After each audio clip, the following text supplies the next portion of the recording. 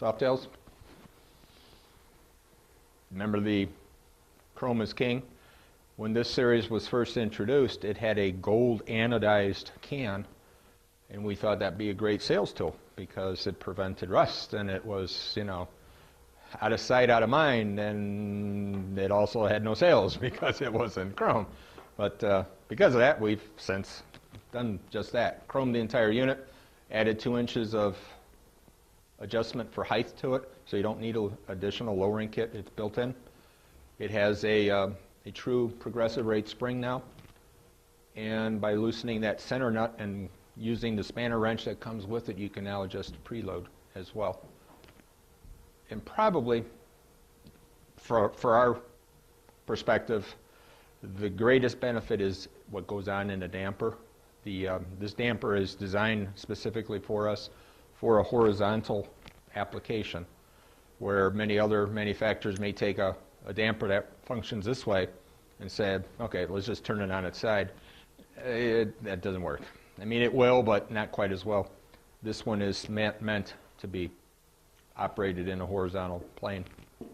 Good the better. 430 is the better.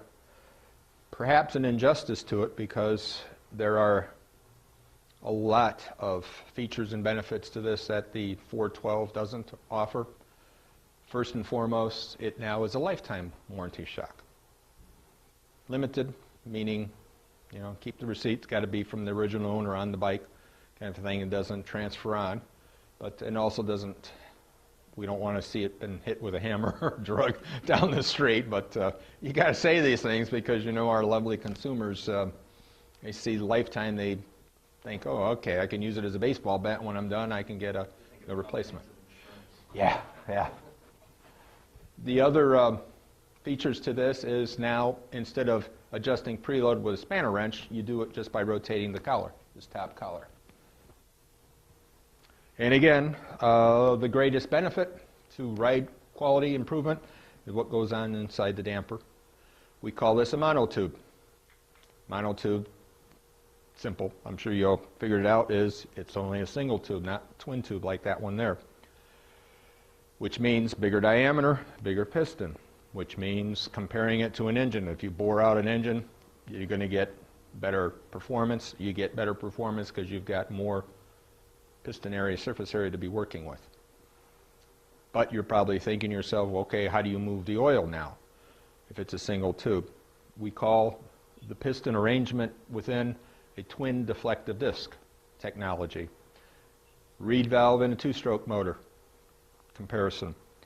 As this compresses and rebounds, those discs, getting back in view there for you, flex open like a reed valve would. So moving oil from one side of the piston to the other.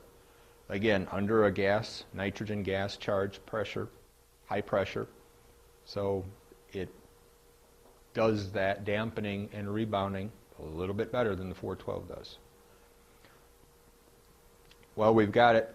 You notice there's something visually different, also not only being a bigger diameter damper, but no longer a welded eyelet on the ends. It's a one smooth piece, allowing us to chrome the entire unit, which is kind of cool. Again, we were talking on the 418 earlier, you know, that's a machined billet aluminum shock. Chrome is king. So again, the consumer by default shifted over to this series versus that billet aluminum desire they had a few years back. This threaded damper, that's how we get the hand adjustable preload. Notice how much available thread is there. That's how much you can preload the spring, which is a wide range of adjustability. These 4 larger gapped lines here are reference marks. A lot of times a consumer or dealer will ask, well, how do I know how many turns I have? Because you want to keep the same number of turns on each side. So visually, now the consumer can see if there's about 12 turns from this end to that end, from least compression to the highest compression of the spring, each one of those lines that's exposed is the equivalent of about 3 turns. So again, visually now they can see, oh, if I got 3 lines visible, that means I only have 3 turns in this one. They can do the same on the other one. So it's just a reference point. 440 is our top of the line. That's the best. You notice it looks back more to the original look, or a 412 look, a conventional look, I guess I should call it, because this series of shock really isn't about the look, it's about the ride quality. Obviously, look is important. Again, chrome is king. It's offered in black and chrome and what have you, but what we're really after is that long distance riding comfort. For your customers that do that, you know, the baggers in particular, because that's what they're built for and intended to be used for. Very popular shock. Our best-selling shock is for the baggers. Not only because obviously the baggers are Harley's best-selling bike, but it just affords the best ride. And it helps get away from the air, so there's a no muss, no fuss, a set it and forget it feature with it. It also is a lifetime warranty shock.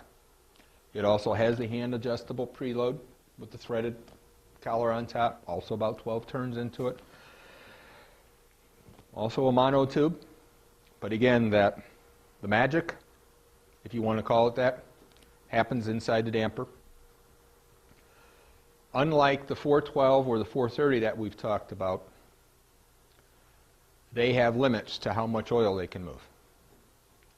And when they reach that limit, whether it's the end of the stroke or just such a severe impact, the fluid can no longer move, and when that happens, you get a hydraulic lock, and you get kind of a momentary strut like, whoops, that hurt in my back, especially if you got a passenger.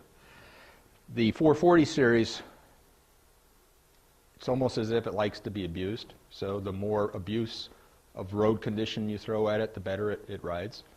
And the way it accomplishes that is you still have the piston on the end of the rod, but instead of that twin tube or a twin deflective disc to move the oil, we have a inertia ring. That's why it's called the IAS valve. It's proprietary to Progressive, available only in this series damper, only through Progressive. And I like the analogy is, a comparison for this, to describe it as, envision a valve in a cylinder head, a spring-loaded valve. So you put a cam, a high-performance cam in the engine, right? So you get more lift at the cam, you get more output.